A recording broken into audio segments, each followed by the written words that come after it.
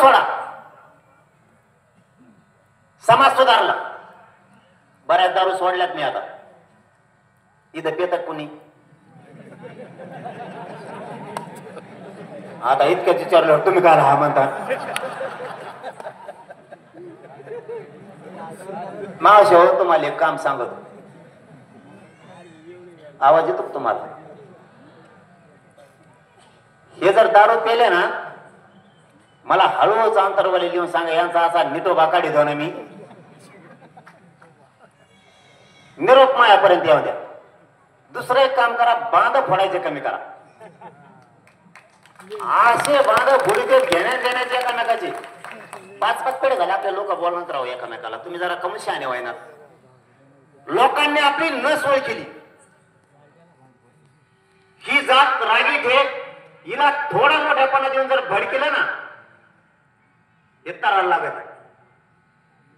म्हणून तुम्हाला माझी विनंती आहे, आपण आपल्यात बांधा फोडायचे कमी करा. 1-1 फूट सोडून द्या, काय होत नाही. आपल्याला आपल्यात बदल करावाच लागणार आहे, त्याशिवाय पर्यायच नाही. कुणी कोणाचं नाही सिद्ध झालं या 2 वर्षात. ज्यांना आपण आपले म्हणत होतो ना, ते आपल्या विरोधात गेले. आरक्षण नाही पाहिजे म्हणते, मिळून देऊ नका, आमच्यात नको. तो यात नाही, कोणाच जातो मग ते यावं एवढं दर्पण ते जास्त नाही बोलत. काल काय तर बोललाय जाऊन, ते जास्त बोलत नाही.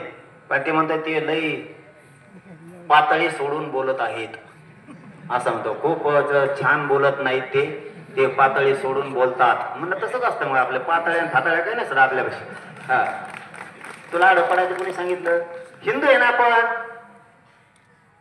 किती सोपं गणित आहे. हिंदू आहे, तुम्हाला हिंदू जगवायचा, हिंदू मोठा करायचा. राम हिंदू आहे ना. आरक्षण देताना हिंदूच विरोध करतोय आम्हाला. आणि जे आमचा शत्रू तो पाणी वाटतोय, केळ वाटतोय. ही रिअल परिस्थिती आहे. तुम्हाला सत्य मानावं लागणार आहे, नाकारून नाही चालणार. ज्यांना आपण आपले म्हणत होतो ते आपल्या पोरांच्या मूर्ती पाडायला लागले. आरक्षण मिळून द्यायला तयार नाही. सगळ्यांनी एक फळीत तयार केली. आता ते या लेवल 150 जणांची केली जाऊन. का? मला विरोध करायसाठी.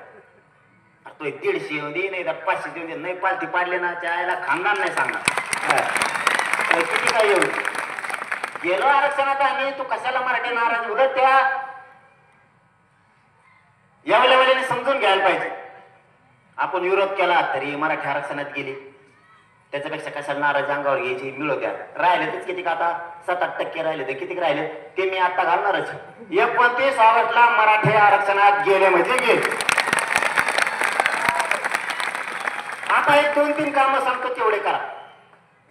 एकाने गप्प बसायचं नाही. पहिलं काम, इथं बसलेल्या प्रत्येक माणसाजवळ 1000 नंबर आहे. मोबाईल मध्ये आहेत का नाहीत? त्याच्यात 500 तर मराठीचे असते. रोज एक दंगा उठवायचा. प्रत्येकाने फक्त फोन करायचे एकमेकाला, मी मुंबईत चाललोय, तू चल. किती सोपं गणित आहे. एखाद्या माणसाला जर 5-50 फोन आले, तो सकाळी फोन करून तुम्हाला म्हणणार तू पाय पडतो, मला फोन न करू. 100 फोन आले आता बोल, मुंबईला येतो आपण, फोन करू नको. दुसरं काम हे लय महत्वाचं आहे. मराठा समाजातले, गावातले सगळे, राज्यभरातले ग्रामपंचायत सदस्याला सांगायचं मुंबईला चल. सरपंच, माजी सरपंच, जिल्हा परिषद सदस्य, पंचायत समिती सदस्य, माजी आजी सभापती, महापौर, नगराध्यक्ष, आमदार, खासदार, मंत्री यांना सगळ्यांना फोन करायचं, सांगायचं मुंबईला चल. तेव्हा काय येऊ द्या, तेव्हा नाही आला तरी हरकत नाही. तुमचा प्रामाणिकपणानं तुम्ही जबाबदारीनं तेवढं काम करा.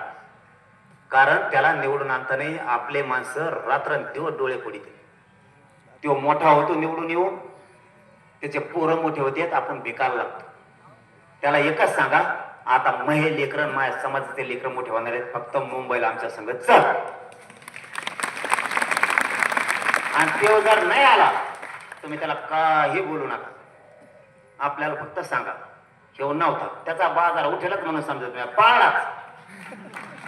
तुम्ही डोळ्या घेऊ नका, काय करू नका. प्रत्येक गल्लीत 50-50-100 भावांना मतदान आहे. लय झालं त्याला पाडायला तेवढं. हे तुम्हाला करावंच लागणार. आणि तिसरं काम, प्रत्येकानं संभाजीनगर जिल्ह्यातल्या एक घर एक गाडी काढायची, जे काढायची हवी. जी गाडी असेल ते ट्रॅक्टर, टेम्पो, रिक्षा, जीप, काय असेल, मोटरसायकल, सगळं काढा. पर्याय समाजाला खरं बोला. समाजाला खरं बोला. समाज येतो. समाजाला पर्याय खुले करून द्या. समाजाला सांगा, ज्याला मुंबईला यायचं ते 10-15 दिवसात तयारीचा, आणि ज्याला यायचं नाही त्याने फक्त आम्हाला मुंबईपर्यंत सोडायला आणि तुम्ही वापस या, असं म्हणलं समाज येतो. आपण जर म्हणलं ना आमचं मुंबई चला, ते म्हणजे 10-15 दिवस गुंतून पडायला लागून भाऊ तिकडं. सोपं काम. वापस या म्हणलं तर हा वापस या म्हणलं येतो मग मुंबईपर्यंत. आणि चौथं काम, संभाजीनगर जिल्ह्यातले जेवढे मास्तर आहेत, डॉक्टर आणि वकील, यांच्या पुऱ्याच्या गाड्या ह्यावेळेस बाहेर काढायच्या. यांच्या गाड्या आहेत, फक्त बाहेर येत नाहीत काही जणांच्या. यांच्या आणखीन एक राजकारणी श्रीमंत मराठा, 4 लोकांच्या गाड्या बाहेर नाही. कावळे हागू नये म्हणून झाकून ठेवते त्याची. एवढ्या वेळेस त्यांच्या बाहेर काढायला सांगायचं. ते सगळी मदत करतात आपल्याला, सगळं सहकार्य करतात, फक्त गाड्या बाहेर येत नाही. का बाहेर काढायचं त्याचं कारण सांगतो. 1 लाख मास्तर तास राज्यात, 1 लाख डॉक्टर, 1 लाख वकील, 3 लाख गाड्या यांच्याच झाल्या. नुसते ड्रायव्हर खाली उतरले तर 3 लाख होते. आणि त्याच्यात 4-4, 5-5 बसल्यावर 10 लाख पब्लिक ते एकटीचीच झाली. आपल्या जो वस्तू असून तिचा वापर नाही करत आपण. गरीबाच्या लेकरात टारा लावते, ट्रॅक्टरला लटकत येत, कुंकड डीजे लावते, जातात. आमचं म्हणणं आहे, तुम्ही महत्वाचा घटक आहे यावेळेस. सगळे नोकरदार, पोलीस मध्ये असेल, तहसीलदार तहसील मध्ये असेल, आरोग्यात असेल, रेल्वेत असेल, कर्मचारी वर्ग जेवढा असेल ना, तुम्ही तुमच्या ड्युटीवर थांबा. तुम्ही आमच्याकडे गाडी देऊ नका, पण तुमच्या चुलते, पुतणे, मेवणे, सासरे बसून कोण मुंबईला पाठवा. आणि ते आपल्याकडे देत नाही, आणि त्यांनी देऊ पण नाही. आपण ते अपेक्षा बी नाही करीत, कारण ते बुद्धिजीवी वर्ग आहे आपल्याला. ते आपल्याला देत नाही तर त्यांचे काही चूक नाही. आपण पुढे खरकून आणतो गाडी नेली, त्यामुळे ते देत नाहीत. आपण धोरणात हानीत नाही तर आपण स्टेअरिंग सोडून देऊन राम राम. त्यामुळे ते आपल्याला देत नाहीत. आमच्या हातात देऊ बी नका बाबा म्हणा तुम्ही, पण तुमचे पाहुणे रावळे मित्र तुम्ही मुंबईला पाठवा, मग ते पाठवते. इतकी संख्या आहे आपली, आणि यावेळेस असे लयच मुंबई लोक येणार आहेत. मी आता अंदाजा घेऊन आलोय पश्चिम महाराष्ट्राचा, विदर्भाचा, मराठवाड्याचा तर चॅलेंजच नाही त्याला. इतके लोक येणार आहेत ना, फक्त निवेदन तुम्ही व्यवस्थित करा. प्रत्येकाला 1 घर 1 गाडी सांगा, सोडून मुंबईला म्हणा, आरक्षणच भेटलं, टेन्शनच घ्यायची गरज नाही कसलंच. डॉक्टर, वकील यांना पण सांगा की तुम्ही तुमच्या गाड्या तिकडे घ्या म्हणून. तुम्ही फोन करा ना. ज्याला बाहेर फिरायची भीती वाटते, राजकीय नेत्याचा काही त्रास आहे, त्रास असला तुम्हाला सांगा बरं का. कुणी लपवून ठेवू नका. संभाजीनगर जिल्ह्यातून महाराष्ट्रातल्या सगळ्या मराठ्यांना सांगतो, एखादा राजकीय नेता, मंत्री, खासदार, आमदार जर म्हणत असला मोर्चाला जाऊ नको किंवा हळूच फोन करून त्याच्या कार्यकर्त्याला सांगत असले तर मला सांगा, त्याच्या दुकानाचं कुलप लावायची जबाबदारी माझी. आणि तो किती मोठ्या बापाचा असून द्या, त्याला मी नीट करतो. पण तसं शक्यतो नाहीये. मला वाटतं तसं होणार नाही, कारण सगळे आता जागे झालेत. सत्ता असली म्हणून काय झालं? सत्ता आहे म्हणून का पोराचं पोरीचं शिक्षण मोफत होत नाही, पोरा पोरी नोकरी लागत नाही. सत्ता असली तरी आरक्षणाचीच गरज आहे. मुंबईला सगळी तयारी केली आपण. यावेळेस सगळे बाबा लावले, नामवंत बाबा घेतले शेर साहेबांनी कीर्तनाला. संध्याकाळी कीर्तन आहे. नामवंत गायक आणले, वाजणारे आणले, नामवंत धडाधड चालणारे हवे मुंबई. शाहीर बी जबरदस्त आणले. दुपारच्याला शाहीर, तिसरा पाळच्याला संगीत भजन. असे गायक आणले डेंजर. मी तुम्ही फोटो बघितला, आता आम्ही व्हायरल करणार आहेत ते पॉम्पलेट. तुम्ही म्हणता मला डेंजर आणले हो येणी. लाखाच्या सोपार आहेत त्यांच्या. त्यांना सांगितलं 8 आना बी देणार नाही. ते म्हणले फुकट. ते म्हणले फुकट. शाहीर आणले, संगीत भजने, कीर्तन ठुलेत मोठमोठ्या बाबांचे. जे टीव्हीवर बाबा होते तेच बाबा. एका फोन मध्ये ते बिचारे म्हणले आपलं फुकट भाऊ, डीजे सुद्धा देऊ नका, फक्त त्यांची एक आठ आहे. ते म्हणले कीर्तन आहे. त्या दिवशी पोराला मला आठ येऊन दिले, ते मला त्याचे ढकलू. होय तिकडे बाबा काय माहित नाही, चाल सरक माग. तेवढी फक्त एक आठ घातली आम्हाला, मध्ये येऊ द्या म्हणलं. हा नाही ते आम्ही सांभाळतो. ज्याला कीर्तन ऐका ते कीर्तन ऐका, ज्याला भजन ऐका त्याने भजन ऐका, ज्याला शाहिरी आवडते त्याने शाहिरी जबरदस्त पोवाडे ऐका, आणि ज्याला काहीच आवडत नाही त्याने आपण आपल्या गाडीला डीजे घेतलेले चलून धंगाड धंगाड तुपल्या एका कडीत तिकडे काय तुपला दंग. मी काय करू आता, ते ऐकतच नाहीत म्हणलं. तुपल्या एका कोपऱ्यात चलून दे. तिकडे गोटे गाठे, तिकडे गोटे बी आवडत. अशी मुंबईत असे गोटे बसता आहे ना, त्याच्यावर धड उठता आहे ना. ह्या बारीना ना दिलंच ना चॅलेंज. देवेंद्र फडणवीस चॅलेंज दिलं ना, काय बोललो का मी त्याला? त्यांना म्हणतो साहेब, ते साहेब म्हणतो काय करतो मग आता?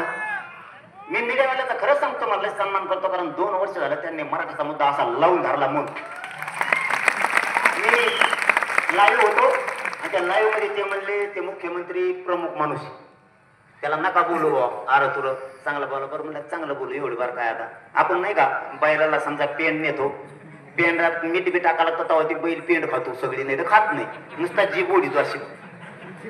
जाऊ द्या बाबा म्हणलं, ऐकायला लागतं का मोठा माणूस येतं काय करता मग त्याला. आता मोठा आहे म्हणलं, मोठात नाही मा एवढाच असेल समजा देव, पण मोठा तर मोठा काय त्याला, मोठा काय त्याला. मराठी काय लहान आहे का? मराठीनेच बसले त्या घोडच्यावर. आणि मी मुख्यमंत्री पदाला बोलत नाही. अरे मला लय अक्कल आहे. काही काहीला मी येडा वाटतो. येडा का येडा, 3 कोटी हात घातले मी येड्याने. येडा का येडा. देवेंद्र फडणवीस सोडून मला कोणीच येडं म्हणत नाही. देवेंद्र फडणवीस तुला बेकार रसायन येते, तो मला नाही कळायचं. मी मुख्यमंत्री पदाला बोलतच नाही. मुख्यमंत्री पदाचा सन्मान आहे, आम्ही त्याला म्हणतोय. त्याचा नेता काय समान, तरी पण सांगतो. त्यांनी अधिवेशन घेतलं गोव्याला, सत्ता दिली मराठ्याने. म्हणे मी ओबीसी साठी लढणार, आणि मग मराठ्यासाठी कोण लढणार? आम्ही का नुसते मतदान ठोकायला का तुला? पॉम्पलेट चिटकेऊन प्रचार करण, सभाला लोक धरून आण, त्यांना संध्याकाळी जे लागतं ते दी. एवढेच कामाचे का आम्ही? तुला लाल देवा आला गुतीलीच आमचे पोरं, एवढ्यासाठीच आमचा जन्म मराठ्याचा. आमच्यासाठी नाही लढणार. आणि तो शब्द इतका परफेक्ट मराठ्यात जाऊन बसला. मराठे त्या दिवसापासून भाजप मधले खवळले, डायरेक्ट माझ्याकडे आले. जाऊ दे सांगतो जे होईल ते आल्यानंतर पण मला म्हणले, पाटील ना आमचे पोरं पुरे आम्हाला शाप देणारे. सरकार असून पप्पा मम्मी आम्हाला आरक्षण नाही, शिकायचं अवघड झालंय, वाटोळ व्हायला लागलं आपलं. बोललायच ना तेव्हा आम्ही बैठकाला कमी दिसू, कारण ते इतकं खुनशी म्हणी. आमचे कोणाचे 5 लाखाचे 10 लाखाचे 20 लाखाचे काम आहेत, ते बिल होती ते. त्याच्यामुळे आम्ही इथं दिसणार नाही, पण मुंबईत 100% ह्यावेळी दिसू लागले करायला. दुसऱ्या दिवशी कोणा गप बसायचं तर मीडियावाल्यांनी विचारलं, मराठे मुंबईत येणार आहे. त्याने सांगितलं पोलिस बघून घेते. खवळले मराठ्याचे पोर, काय बघून घेते काय बक्षीस बघायचंच या बारीनं, होऊ दे काय व्हायचं. चल काय करणार त्याला, कसं वागायचं. माग सरकत तर लेकराचं वाटलं होतं आमच्या.